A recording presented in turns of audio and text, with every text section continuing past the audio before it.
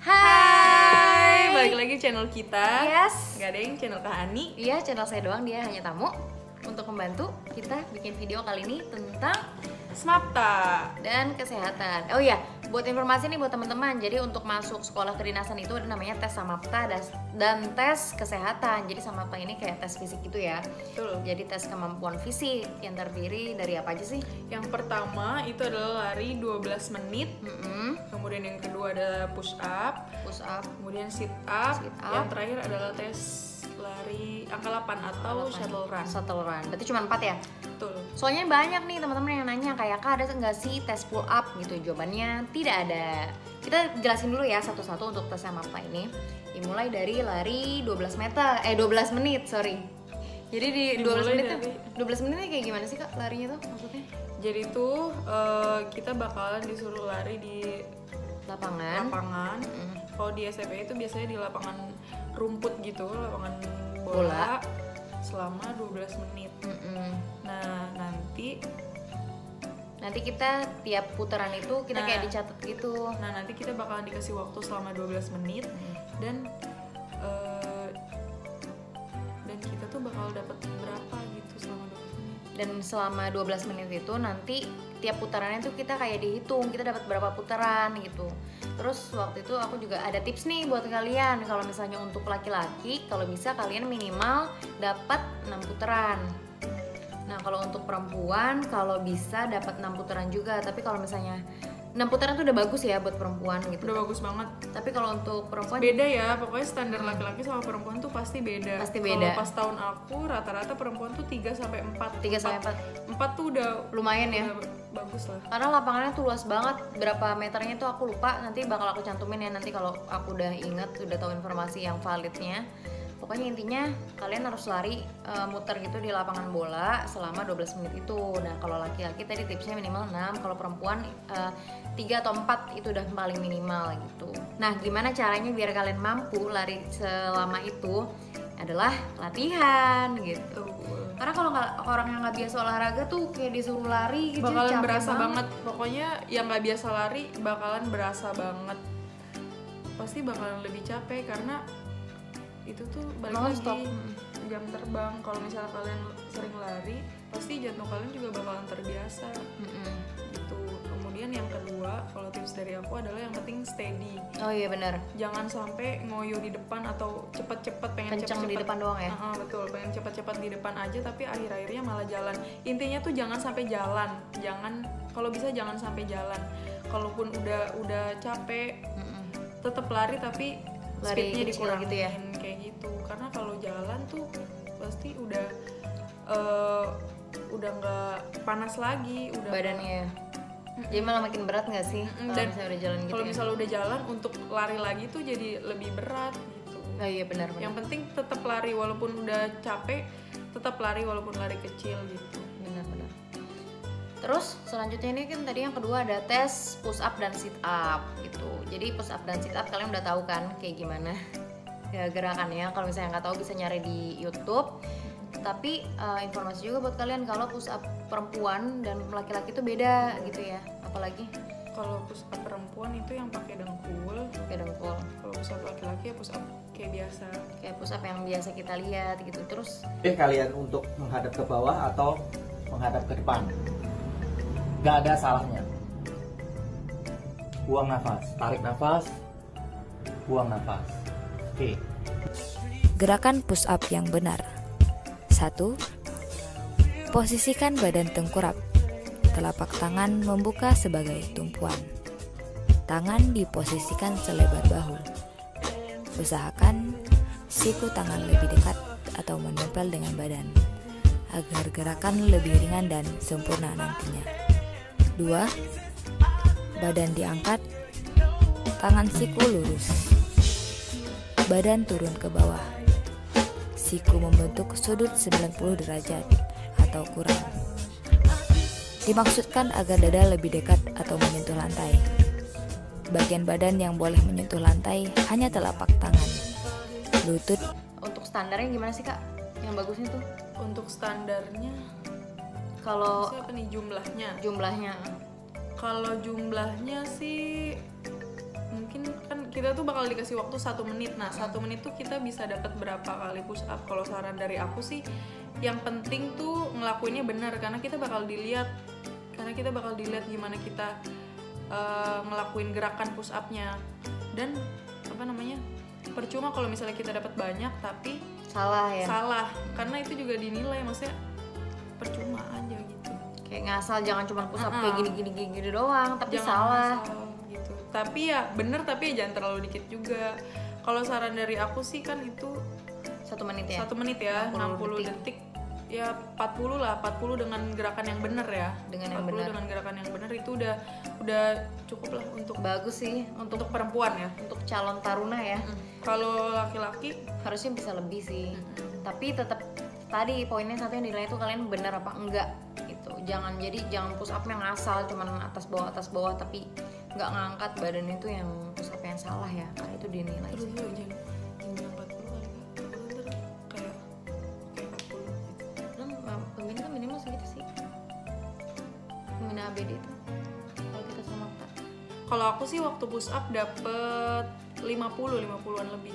Kalau aku waktu itu sempat kayak 45 aja tuh udah, kata pembinanya sih sempat bagus gitu, karena yang penting caranya tuh benar. Untuk perempuan dan laki-laki, kalau laki-laki mungkin bisa yang lebih banyak dari standarnya perempuan dari yang kita sebutin tadi gitu. Kalau bisa lebih ya berarti. Selanjutnya next ada sit up. Tahu kan gerakan sit up? Sit up ya kurang lebih kayak push up ya, standarnya kayak segitu. Yang menempel di punggung cuma bagian pinggang saja. Bagian pinggang saja. Itu sikap awalnya. Kemudian ke depan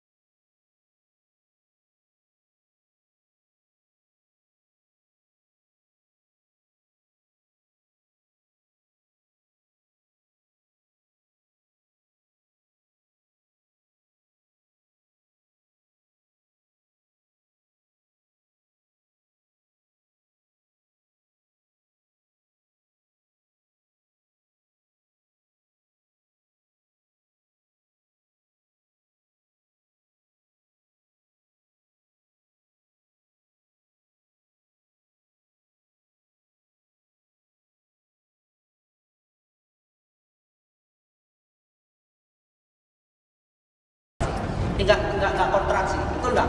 Ya. Saat ke sini sampai sana juga kontraksinya lepas. Enggak kontraksi lagi nih otot perut. Nah, yang dimaui pimpinan adalah seperti tadi. Cuma segini, berarti ini kan kontraksi terus otot perutnya. Betul enggak kira-kira? Ya. Berturut-turut dilaksanakan selama 1 menit. Nanti bisa melaksanakan sampai berapa di sini. Untuk turunnya ya tidak bisa diukur harus sampai apa, diperkirakan saja cuma punggung bagian pinggang saja yang menentukan, sampai terlalu ke bawah. Kalau agak bawah ya ingatkan, terlalu ke bawah atau ke depannya nanti terlalu ke depan dan seterusnya. Gerakan untuk tangan. Nah, gimana cara latihan sit up yang benar? Nonton video berikut ini. Jadi gerakannya akan seperti ini, turun lalu naik. Jangan lupa kepala untuk ditempelkan agar kepala kita nggak pegel, karena kebiasaan banyak banget yang latihan sit up terus kepalanya ikutan pegel karena konsentrasinya malah berubah ke kepala, padahal sebenarnya adalah konsentrasi kita adalah di perut. Jadi akan seperti ini gerakannya, turun, naik. Jangan lupa nafasnya, pas turun tarik nafas, pas naik buang nafas. Lagi.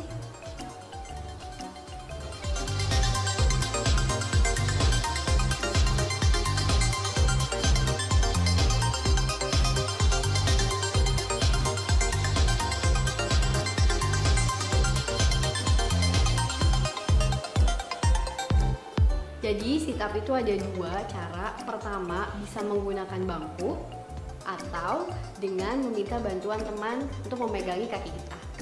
Seperti ini. Atau seperti ini.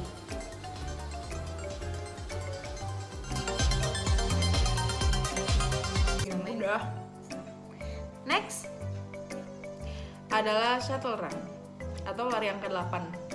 Kalau kalian belum familiar tentang shuttle run atau lari angka 8, jadi tuh kayak kita bakal disuruh lari membentuk angka 8 gitu. Jadi kayak ada 2 kon gini. Coba tangannya 2. Jadi kayak ada 2 kon gini, kita berdiri di sini, terus kalian ini harus lari angka 8. Jadi larinya tuh 2 kali muter kayak gini nih, bentukannya 1 gini. Terus 2 muter kayak gini. Nah, sampai sini. Nah, itu selesai. Nah, nanti dihitung selama 2 kali itu kalian ada berapa detik gitu. Dapatnya berapa detik. Jadi secepat-cepatnya. Nah, kamu bisa lihat gambar di layar itu bahwa shuttle run itu simpelnya kayak gitu. Kamu lari 3 kali membentuk angka 8. Tipsnya, yang pertama, usahakan kamu mulai dari tiang sebelah kanan terdahulu dan kamu nggak melewati posisi start yang ada. Tips yang kedua, sebagai langkah lari awalan, kamu condongkan badan kamu supaya lari kamu bisa lebih cepat. Tips yang ketiga, kamu harus sprint. Ingat, kita bukan lari jarak jauh nih, tapi kita lari jarak dekat. Jadi kamu harus sprint. Nah, ada beberapa gerakan yang salah. Yang pertama, kamu mencuri start. Kedua, kamu memotong lintasan. Yang ketiga, kamu berpegang pada tiang. Dan yang keempat, kamu tidak menyelesaikan 3 putaran. Nah, sekian tips dari Priority. Semoga ini membantu kamu ya buat persiapan tes kesehatan dan kebugaran PKM STAN, khususnya shuttle run. Pokoknya tuh kalau pengalaman aku ya waktu itu tuh untuk perempuan sekitar 20 detik lebih. Oh iya.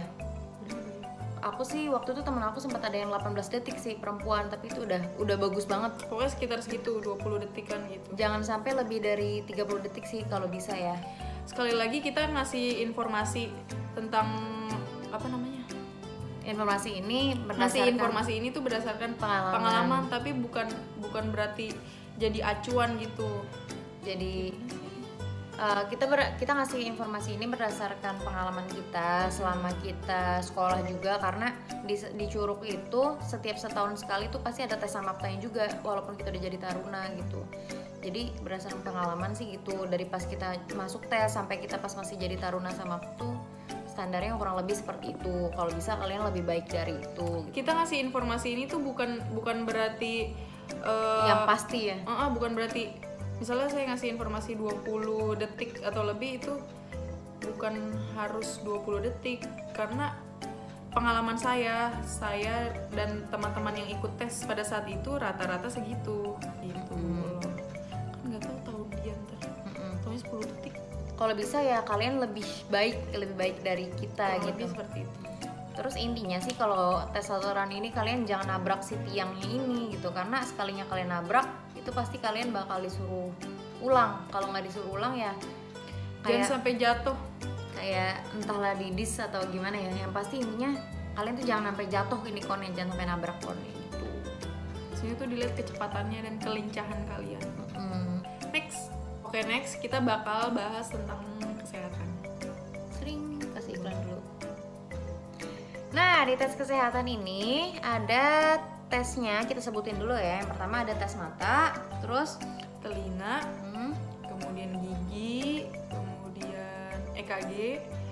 EKG itu apa sih? rekam jantung, terus abis itu cek darah, terus ada tes urin. sama yang terakhir itu kalau tahun aku ada tes fisik. Nah, dijelasin satu-satu ya. Kalau untuk tes mata ini banyak banget yang nanya kayak, Kak sebenarnya mata minus tuh boleh nggak sih masuk?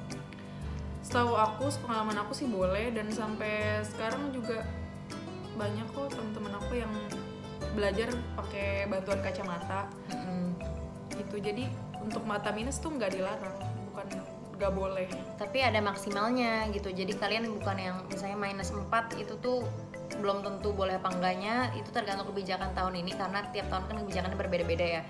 Tapi kalau setahu kami itu ada maksimalnya, dia minus berapa gitu.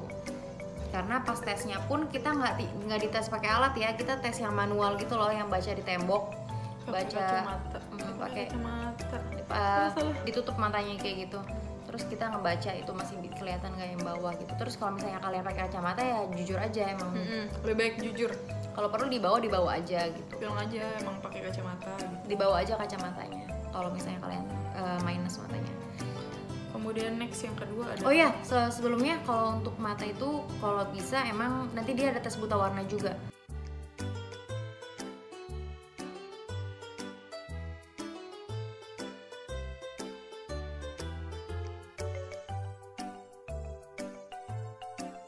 Jadi sepertinya emang tidak ditolerir untuk buta warna.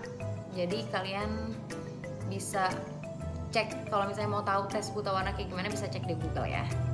Nah kalau tes telinga, seingat aku tuh kita bakalan disuruh masuk ke dalam kotak, Dalam Betul bilik gak gitu. sih? Ke dalam bilik gitu. Terus nanti kita bakal disuruh pakai headphone. Nah dari headphone tuh bakalan kedengaran suara Kecil banget. itu kayak mendengung gitu. Nah dari kedengeran banget, dari besar sampai kecil gitu. Tapi benar-benar kecil banget suaranya, dan kalau kita dengar suaranya itu kita harus pencet alat gitu. Jadi pencet, kalau dengar pencet gitu. Itu kanan semua berapa kali gitu, terus kiri gantian yang tes di kiri. Itu Gitu. tuh Tes audiometrik namanya. itu tuh dinilai gitu kita sepeka apa kok kayaknya. Karena emang itu kecil banget suaranya, bener-bener sekecil itu. Jadi concentrate. Selanjutnya itu ada juga tes gigi. Nah di tes gigi ini kalau bisa misalnya dibilang, Kak boleh pakai behel nggak? Jawabannya tidak boleh. Untuk yang pakai behel itu harus dilepas dulu, karena pengalaman temen aku ada yang pakai behel, jadi sebelum dia masuk curug itu dia dilepas dulu behelnya. Terus kalau dari gigi itu dilihat adalah kalian itu menjaga gigi kalian dengan baik sih. Kayak misalnya kalau ada yang bolong, misalnya bisalah kalian ditambal dulu, entah tambal Iya, sementara. sebisa mungkin yang bolong, yang udah tahu giginya bolong, ditambal dulu, entah tambal sementara atau gimana. Pokoknya jangan dibiarin bolong gitu. Terus kalau misalnya yang giginya ada kerak-kerak gitu, kalau bisa dibersihin karang giginya. Iya. Kalau ada kerak-kerak gitu, kalau bisa Jangan gitu. dibersihin karang giginya. Apa to the point aja. Dibersihin karang giginya boleh lah, biar gigi kalian bersih. Pokoknya tips sebelum Biar pendek. tes gigi itu adalah tambel yang udah bolong. Kalau kalian tahu kalian giginya bolong, segera tambel. Kemudian yang kedua adalah bersihin giginya. Entah itu bersihin karang gigi atau yang pasti sikat gigi sih.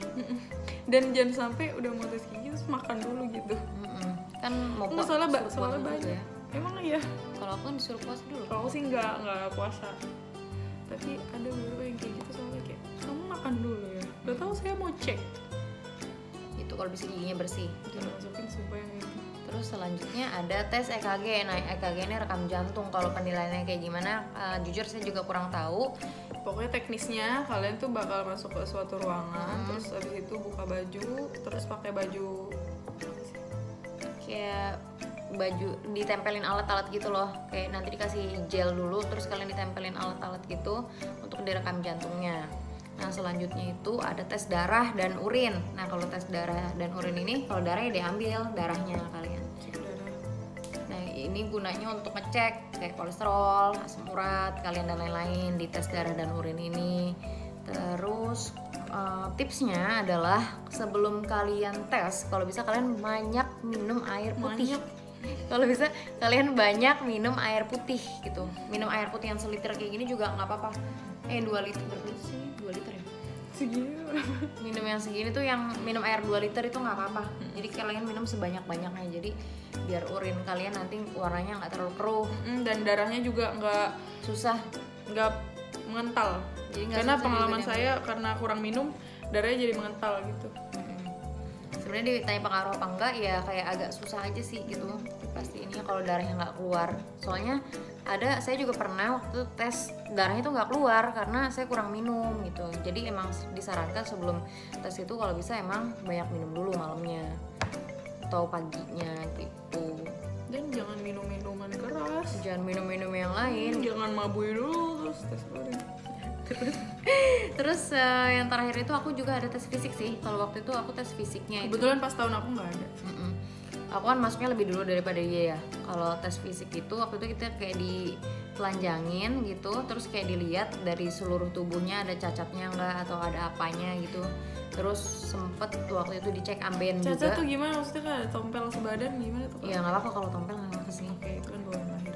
Iya. Mungkin lebih ke ada benjolan nggak kayak gitu. Yang kira-kira bakal berbahaya nanti kalau pas dia jadi taruna gitu. Terus dicek amben juga. Itu sih masih ditolerir sih. Kalau angkatan aku sih, kalau pas tahun aku kebetulan ada cek ambeien. Cek ambeien kayak gimana bisa kalian googling juga. Terus Cek kalau ambeien tuh teknisnya kalian bakal disuruh nungging, buka celana, terus habis itu nungging. ya, nungging terus searching dicek. aja gitu. Terus gitu. Terus habis itu kalau pas saya juga ada tes di tes jalan. Jadi kalian disuruh coba kamu jalan gitu, jalan. Itu tuh kayak dites kita tuh jalannya lurus apa enggak gitu. Kalau pas aku sih ada kayak gitu, jadi dia disuruh jalan gitu.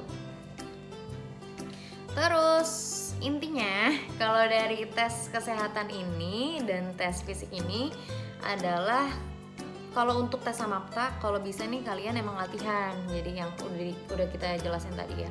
Kalau untuk tes kesehatan ini, kalau bisa malamnya kalian jangan begadang. Dan kalian dianjurkan untuk puasa 10 jam sebelum tes. Kalau misalnya tesnya jam 8, berarti dari jam 12 malam itu kalian udah puasa gitu. Jangan makan makanan karena itu bakal ngaruh ke tes darah dan urinnya. Kalau bisa terus minum yang banyak juga. Itu sebelum tes. Jadi biar pas di tes itu lancar gitu. Betul. Itu dan jangan makan makanan yang aneh-aneh dan memicu sakit. Betul. Maksudnya apa sih, kayak soalnya banyak ya pengalaman yang kayak malamnya makan durian jadi darah tinggi. Iya benar-benar. Ya kan? Maksudnya jangan ngadi-ngadi dah lu. Gimana sih ngomongnya tuh? Jangan, pokoknya tuh gimana ya, mau tes kesehatan jadi sebisa mungkin makan yang bener-bener dulu gitu. Jangan kayak udah tau mau tes kesehatan malamnya makan durian sekarung gitu kan. Gimana ya, darah tinggi pas dicek gitu kan. Oh iya, yang kelewat juga nih ada tes ininya juga, diukur berat badan dan tinggi badan serta tensi. Itu kalau tinggi badan dan berat badan kan udah pernah dijelasin ya di video sebelumnya juga, di web STPI-nya, di web PPI-nya juga udah dijelasin berapa tinggi minimalnya. Tapi kalau untuk berat sih nggak ada minimal atau maksimalnya berapa, yang penting jangan bener-bener overweight yang besar sekali gitu. Kalau bisa sebelum tes ya dikurusin dulu lah gitu biar ideal.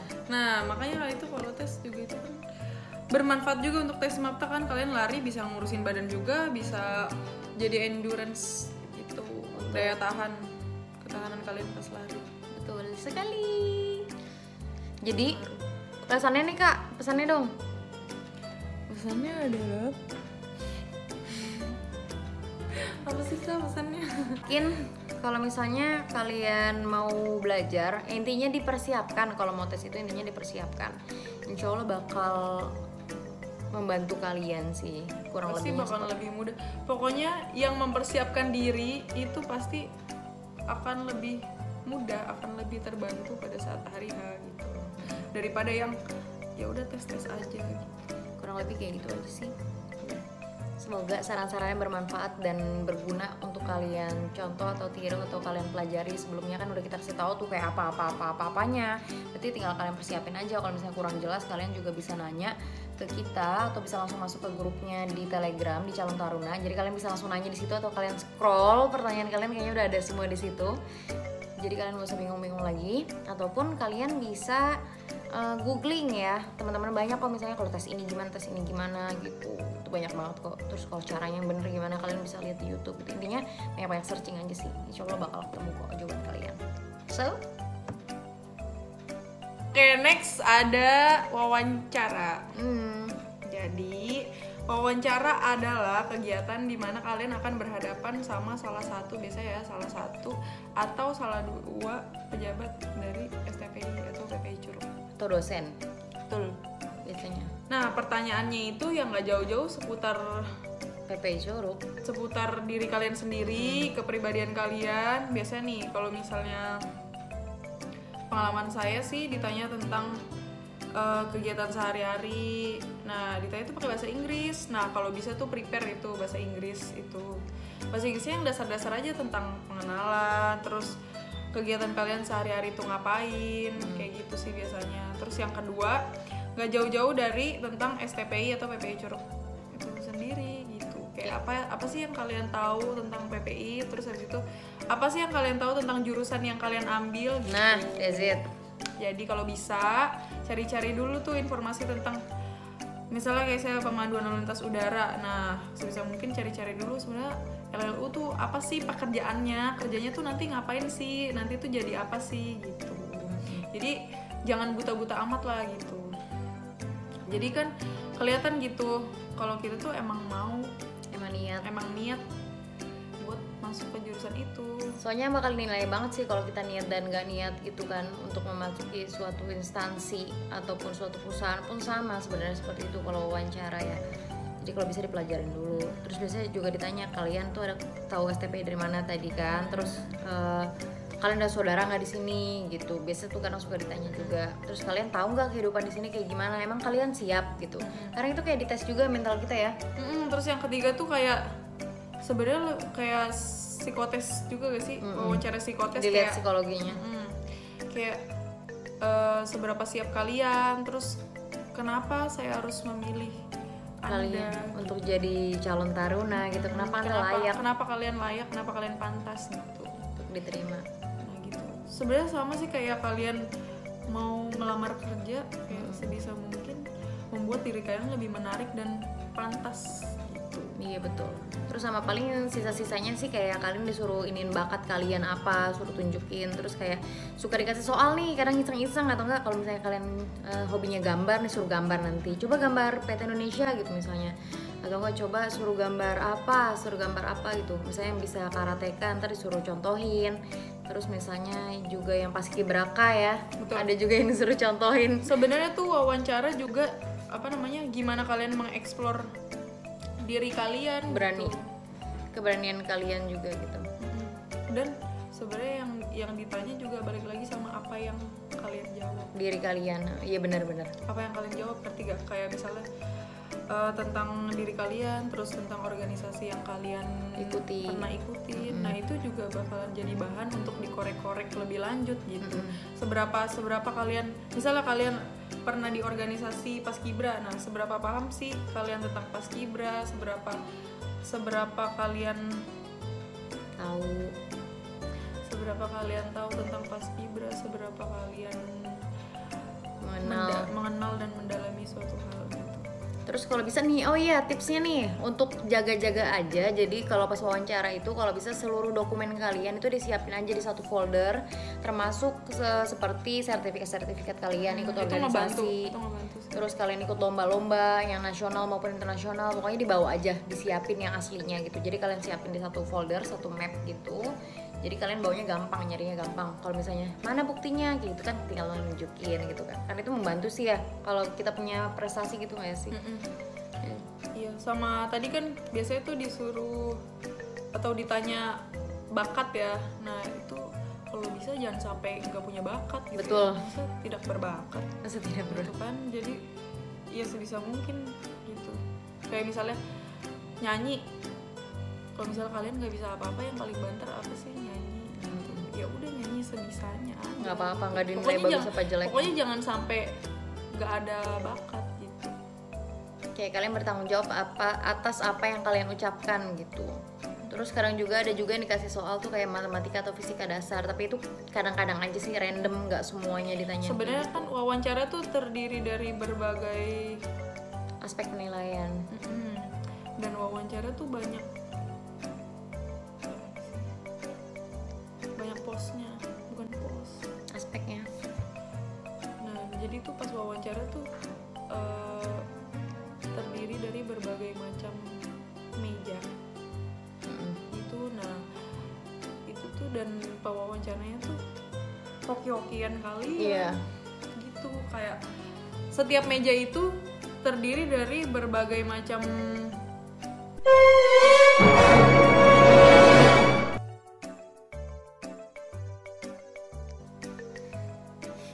Selalu sampai sampai jumpa di video selanjutnya.